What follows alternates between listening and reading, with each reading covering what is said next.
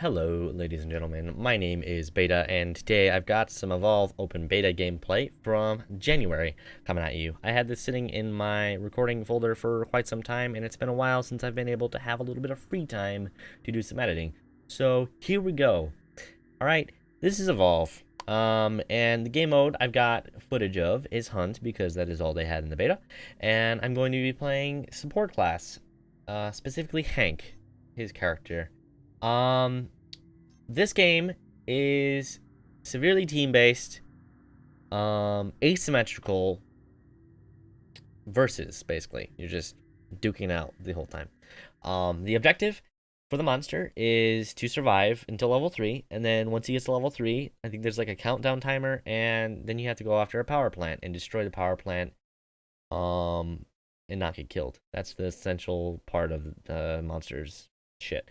The hunter, on the other hand, has the almost exact opposite role. They are hunting down the monster, trying to actively pursue him, and playing a aggressive offense.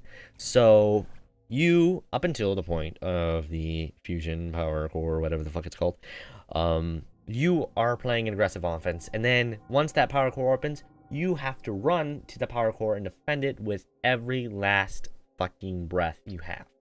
And every class in this game, I can say, holds like the most sincere, purest, like complete value to the team. Every class has its own specific purpose, and it's equal across the board.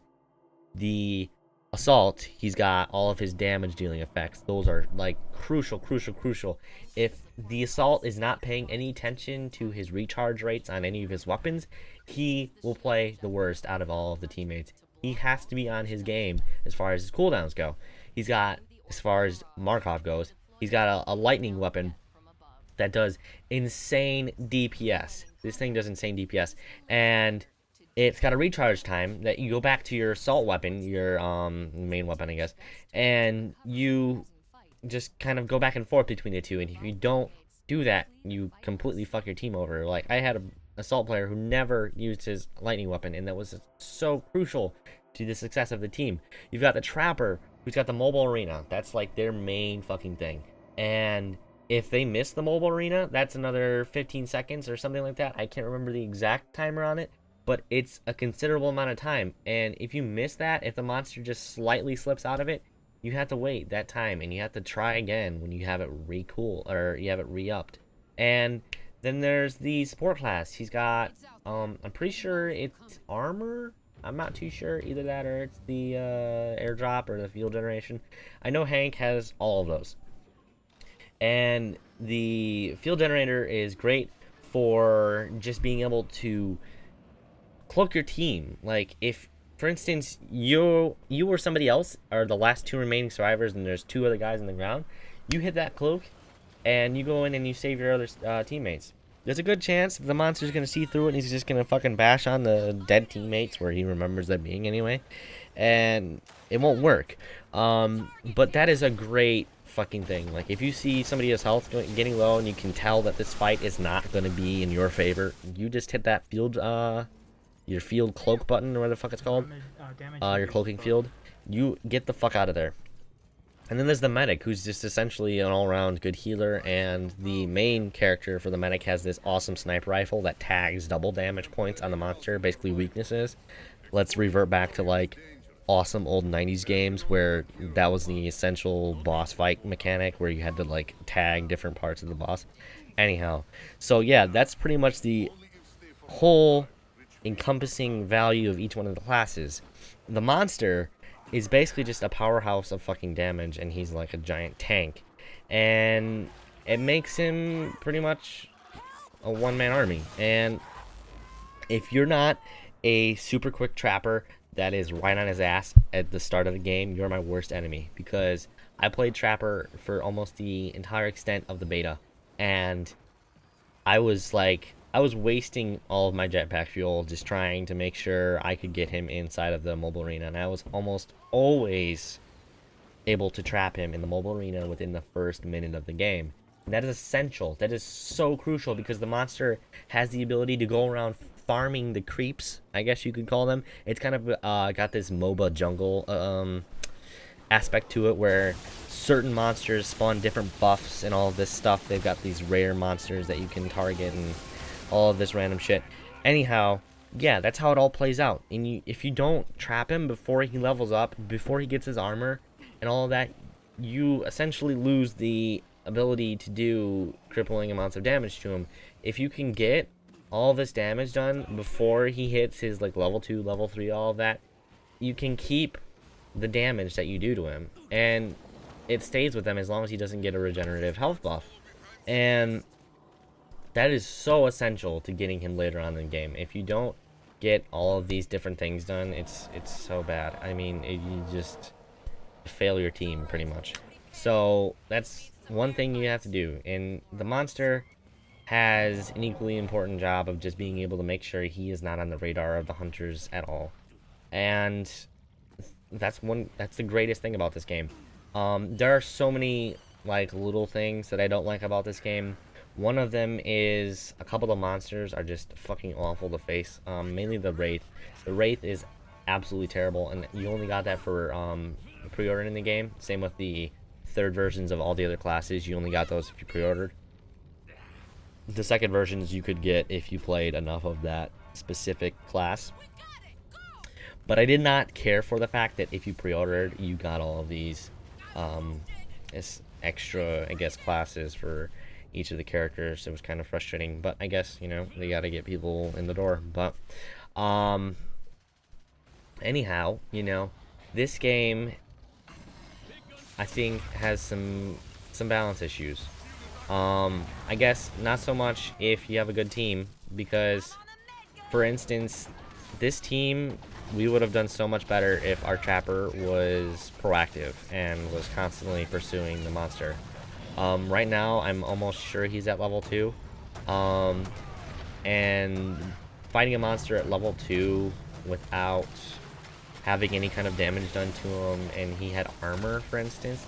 Noticing the fact that he had armor and he was already at level 2, we probably should have like done some kind of guerrilla tactic where we went and did some damage and then kind of backed off, or at least tried to tag him with more double damage shit.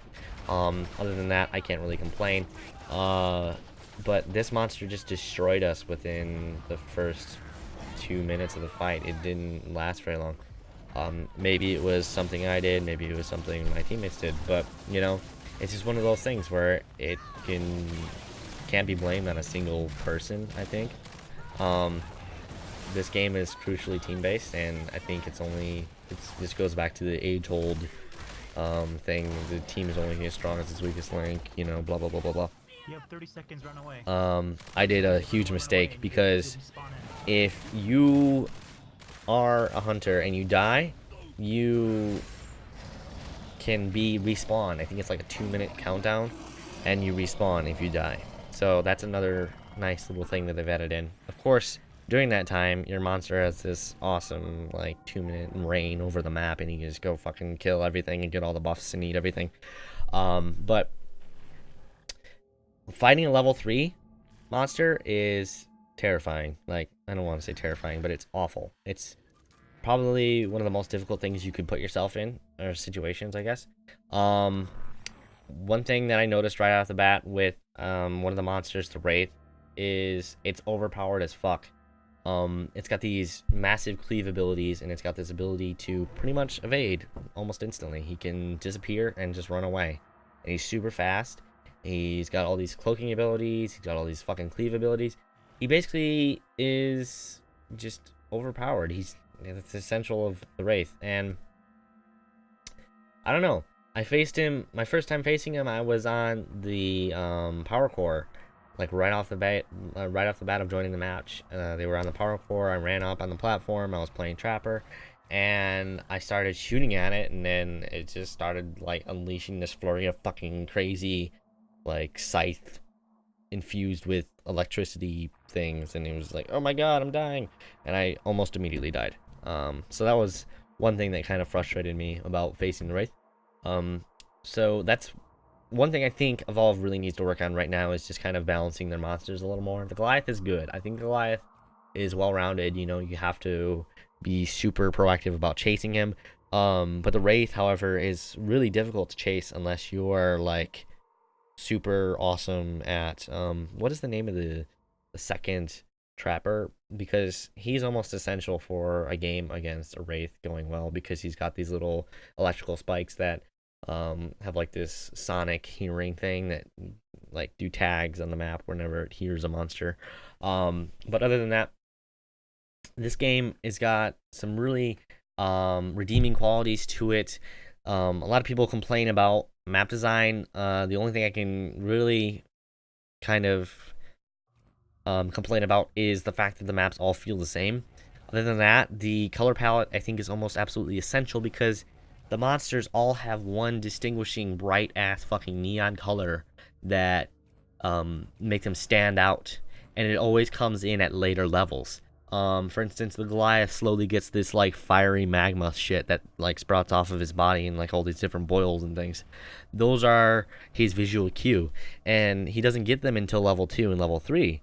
So at level 1, you don't really see him. He's got the glowing eyes and all of that, but other than that, you don't see him very well. And he's got this distinguishing movement and all of that. But that's the biggest clue into the monster being the monster. And I think that's the nice way to put that this game looks dull, because it does. A lot of people were like, "Yeah, it's got all these browns and shit," and yeah, that's kind of essential, like I said.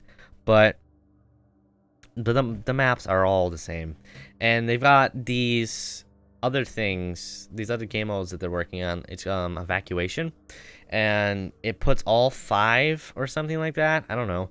Apparently they've got extra game modes that they've got worked in, and each day it's going to be a different game mode, and it's going to be a 5-day campaign, much like Left 4 Dead and Killzone. I don't know if you guys have played the Killzone 2 multiplayer. I think it's called Warzone, where you go in and you play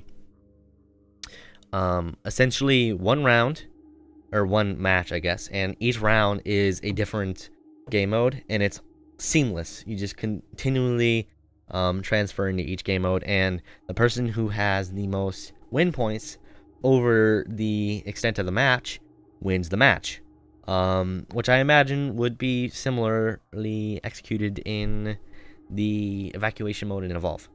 So I think that's great. I think they've got a good idea going there. I'm curious to see how it pans out, but so far, game looking great. I don't think I'll buy it as soon as it comes out. I'll probably wait a little bit, but I would definitely recommend this to people who are looking for an asymmetrical team-based shooter with some. I think the art style is kind of cool. I like it. It's got this kind of nice cartoony aesthetic, but make sure your PC can run it, because I know friends who were unable to run it. I barely was able to record it myself. But anyway, my name has been Beta. You guys have been watching Beta, the show where I cover open and closed betas of all types. I'm going to be covering Battlefield Hardline next video, so keep in tune for that one. Anyway, see you later, guys. Bye. Let's follow Daisy.